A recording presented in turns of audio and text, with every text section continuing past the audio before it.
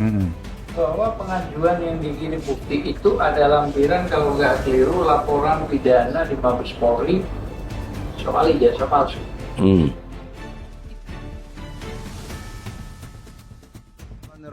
Assalamualaikum warahmatullahi wabarakatuh. Saudara-saudara, hari ini tanggal 28 Februari, akhir dari bulan Februari, insya Allah besok puasa Ramadan 1 Maret. Untuk itu marhaban Ramadan. Semoga kita bisa melaksanakannya dengan sebaik mungkin dan menjadi bersih jiwa raga kita karena diampuni segala dosa kita oleh Allah Subhanahu wa taala. Di penghujung bulan Februari menjelang besok Ramadan, kami bersyukur atas takdir Allah diterima oleh Dewan Perwakilan Daerah langsung oleh wakil ketuanya Bapak Tamsilindrung DPD RI. Saudara-saudara, ada 2 poin yang dihasilkan. Yang pertama, kita menyerahkan segala bukti hasil persidangan tentang ijazah palsunya Jokowi di Pengadilan Surakarta, Solo. Sebelumnya di Pengadilan Jakarta Pusat, kemudian yang ketiga di Pengadilan Jakarta Pusat, 3 kali. Yang pertama, kita cabut gugatan karena Bambang Tri dan Gus Nur ditangkap, kemudian berpindah menjadi pidana, maka pidananya itu menjadi beban bukti dari jaksa dan hakim dan polisi untuk membuktikannya di pengadilan. Ternyata jaksa sampai putusan dari hakim tidak punya ijazah asli Jokowi, tidak disertakan. Yang ada fotokopian yang dilegalisir. Saya protes itu di depan hakim. Jaksa hanya mengatakan itulah yang dia terima dari polisi. Kalau cuma itu kan tidak boleh seharusnya karena tidak cukup alat bukti. Nah, atas dasar itu semua kami minta kepada DPD periksa semua hasil ini persidangan kami, dan tadi dijawab dengan sangat jelas oleh pimpinan DPD akan memanggil Joko Widodo secara individu. Jokowi sekarang sudah warga negara biasa, bukan presiden.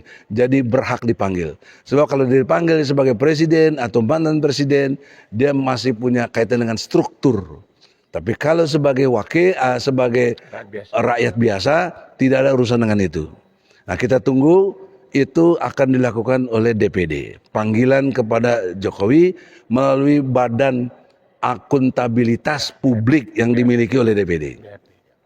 Poin kedua, kami diminta untuk membuat surat kepada DPD atas situasional, kekisruhan, kehebohan, bahkan tingkat dunia di mana OCCRP, Organization Crime and Corruption Reporting Project, yang berpusat di Den Haag ya, Amsterdam atau Nederland, itu mensinyalir, menyatakan Jokowi ada yang bilang nomor 2, ada yang nomor 3.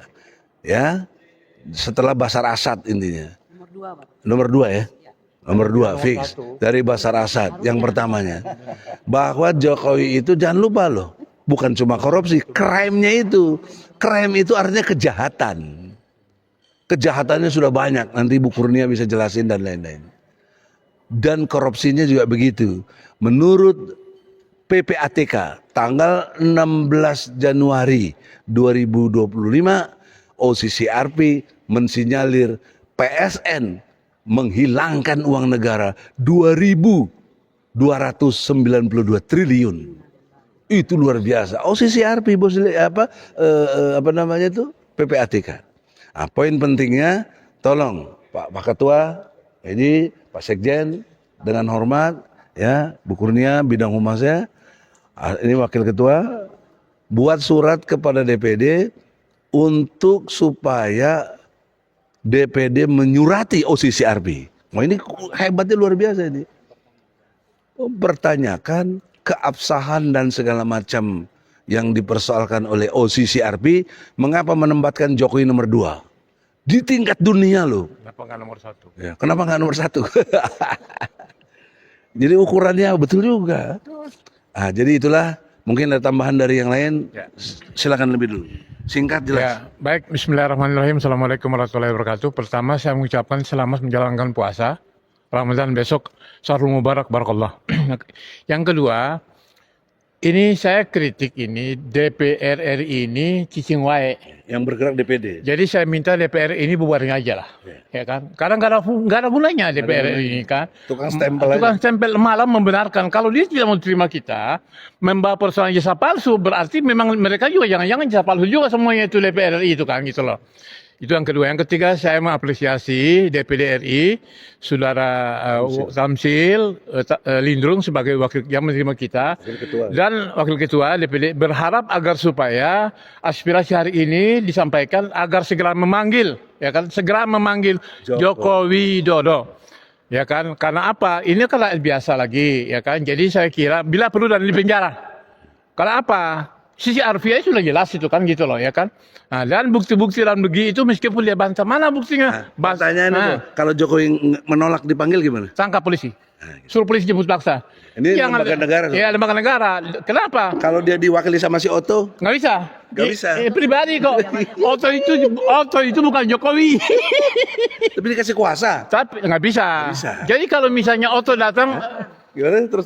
Pejabat negara. Oh, Otto wakil menteri. lagi si Otto pejabat negara, bisa ikut-ikut. Jadi kalau Jokowi dipanggil oleh DPD kemudian datang Otto, itu memang itu menurut saya Otto itu sudah nggak bisa mikir lagi. Tidak. Masa panggil Pokoknya Jokowi harus datang. Nggak datang, Itu. polisi tangkap. Ya, polisi tangkap. Saya kira itu saja. Waalaikumsalam warahmatullahi wabarakatuh. Ibu Kurnia. Banyak sekali hartanya nih. Assalamualaikum warahmatullahi wabarakatuh. Alhamdulillah takdir Allah membuat kita berada di sini. Kita perlu mendoakan Bang Egy supaya panjang umur karena Indonesia membutuhkan Bang Egy. Ya, siapa tahu kalau sudah kita ke DPR ini nanti 2029 Bang Egy saja yang jadi Presiden Republik Indonesia. Ya, karena kita membutuhkan orang-orang yang istiqomah, yang terus memperjuangkan kebenaran. Dan memang setiap masa itu harus ada orang yang memperjuangkan kebenaran. Bapak Ibu sekalian di seluruh tanah air, ini menjawab apa yang menjadi pertanyaan orang Bang di medsos, katanya apa kabar jasa palsu. Ternyata melempem tuh enggak, kita enggak melempem, tapi kita terus jalan melakukan perjuangan secara merangkak, berdiri dan langsung dar begitu kira-kira ya. Nah, jadi kami ingin mengatakan bahwa perjuangan jalan terus. Satu di antaranya pada hari ini untuk kembali mengingatkan bangsa ini yang gampang lupa dan gampang memaafkan. Gampang memaafkan tuh bagus, tetapi lihat dulu kalau udah soal hukum itu harus diproses dahulu, barulah kita urai sedemikian rupa, yang perlu dimaafkan, yang perlu dihukum kan begitu. Penjara. Tapi soal pemimpin ini nggak bisa main-main. Allah menempatkan pemimpin itu adalah orang yang mulia sekaligus yang paling depan masuk neraka. Nah, oleh karena itu ya, peristiwa pemilihan Pak Jokowi ini hampir 10 tahun memerintah ini sangat kabur, bahkan akhirnya diperjelas bahwa ijazahnya adalah palsu dengan proses 3 ronde daripada penggugatan daripada ijazah palsu ini. Jadi kami ingin mengatakan bahwa sudah waktunya dibuat terang benderang ya. Pemilu telah berlangsung, kita berharapkan ada pemimpin yang baru, ternyata masih terus saja ikut dalam kerusakan ini. Terus ikut dalam kerusakan ya. Nah, oleh karena itu kita tidak mengganggu pemerintahan Bapak Prabowo Subianto, tetapi yang sudah berlalu ini harus segera diproses supaya tidak terus-menerus menyebarkan kerusakan di muka bumi Indonesia ini. Saya kira demikian Bang. Lanjutkan kepada yang lain. Perlu ditegaskan di sini, saudara-saudara, kita kalau Prabowo kita dukung, pemerintahannya harus jalan baik. Tetapi Prabowo jangan menghalang-halangi proses hukum kita ini. Fufu Fafa saya tidak dukung terus terang. Yang saya dukung cuma Prabowo aja lah. Dia harapan kita untuk merubah keadaan. Itu. Oleh karena itu Prabowo dan antek-anteknya atau pengikutnya jangan salah paham. Kita mempersoalkan Joko Widodo dan anaknya si Gibran, Fufu Fafa. Karena dia tidak benar jadi wapres, belum umur 40, bertentangan dengan undang-undang pasal 169 Undang-Undang nomor 7 tahun 2017 tentang pemilu. Nggak bisa. Di samping pendidikannya bukan nggak jelas dia nggak punya ijazah gitu loh, yang SMA-nya. Gitu loh. Jadi jelas secara hukum saya menentangnya. Kemudian ya Prabowo dengan hormat, justru kami ini minta adili Jokowi. Masa teriak hidup Jokowi? Jadi kan kita jadi bingung cak sunama teh kumaha ye Pak Baliut. Aduh ya Allah.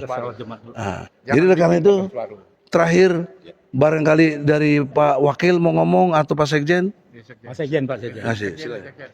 Sekjen dulu sikap. Sekjen udah, Wakil udah. Ini Wakil. Nggak boleh nanti ini Pak Nur. Ya, saya cuma mau menyampaikan begini dah.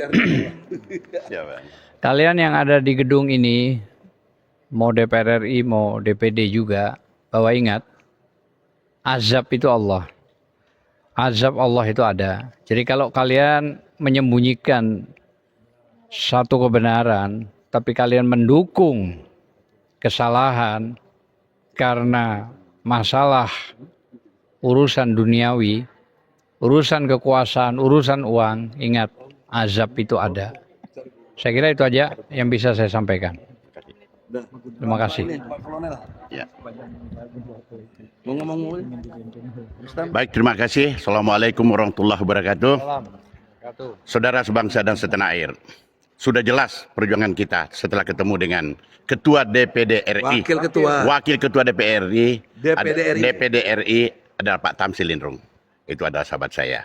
Jelasnya gimana? Ya, jelasnya bahwa ada jalan terang untuk Jokowi, untuk mengadili dan memanggil Jokowi. Ada jalan terang untuk mengadili, dan itu sesuai dengan konstitusi dan perangkat-perangkat yang ada di DPD. Jadi besar harapan kita untuk Jokowi segera dipanggil. Tidak ada alasan dipanggil dan diadili dan langsung dihukum sesuai dengan penjara. Jadi sesuai dengan ketentuan dan pelanggarannya harus kita menghukum seberat-beratnya kepada Jokowi, karena Jokowi ini adalah merusak negara selama 10 tahun. Bahkan menipu Dan rakyat. menipu rakyat. Ya, menipu rakyat. Janji-janjinya 60 janjinya tidak ada satupun yang ditepati. 66.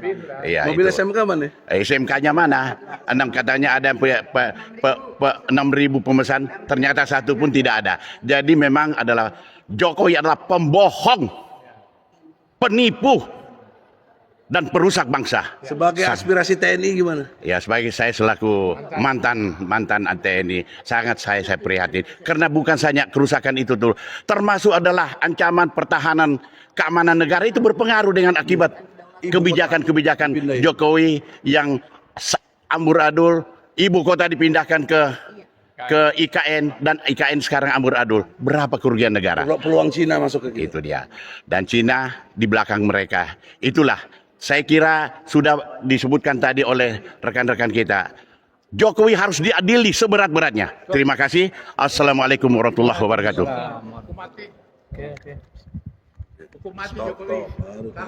Oh, siapa? Assalamualaikum warahmatullahi wabarakatuh. Saya Ketua OKK Partai Pemersatu Bangsa. Hari ini di gunung ini menyatakan bahwasanya Prabowo harus bersikap tegas. Apapun yang dilakukan Prabowo, sehebat apapun yang dilakukan Prabowo, tanpa mengadili Jokowi, Prabowo bukan apa-apa. Prabowo, rakyat akan menilai sangat kecil di mata Jokowi. Tapi kita dukung Prabowo kan? Kita dukung Prabowo, kita tidak dukung Pupu Fafa.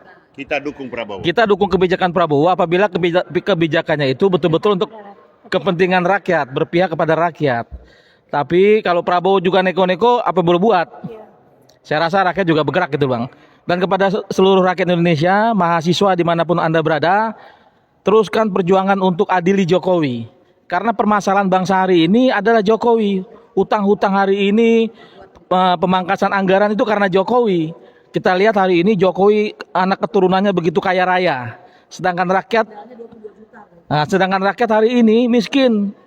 Yang mau kuliah, mau sekolah pun bingung orang tuanya. Artinya Jokowi melakukan KKN selama 10 tahun pemerintahnya. Oleh karena itu mahasiswa harus terus bergerak untuk tangkap dan adili Jokowi. Itu permasalahan bangsa. Terima kasih. Ibu mau. Nggak ada ya. Oke.